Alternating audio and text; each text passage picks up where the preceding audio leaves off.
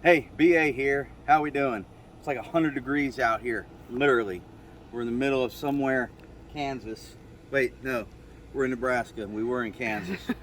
So we hit a few bumps along the way. No big deal. We come up from about Dodge City. So we get here to this park, golf course, Enders Lake Golf Course. Nice place with Harvest Host, not a sponsor.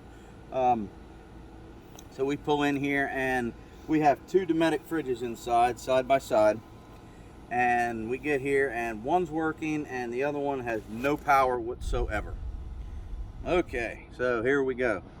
So I peel the backs off and it's pretty easy.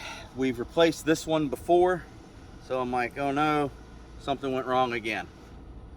So of course I sit down, got on my Facebook RV pages, and I start searching and looking, and something popped in my head and I was like, all right. So I went and I checked the gas. Knew I needed to do that this morning, didn't do it. So basically I ran out of gas in the one tank on the way up here.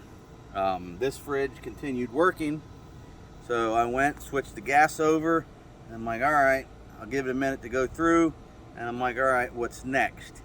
Lo and behold, if you come over here, all right, and you look behind this, fuse was good. That's the first thing they say to test. And look, my fuse is in there. Well, in here on the shaft where it lights, all right, there's a little tiny reset switch in here. All right, might not be able to see it well, but it's on the pipe in between the two little prongs. There's a black button in there. I pressed it, didn't really hear a click, but went inside and hey, guess what? Lights came on, it's cooling, we're on shore power, so I know I had power. So one little thing, Dometic fridges do have a reset button. Over and out. Over and out, yes, that's it. See you down the trail, stay in for the next time.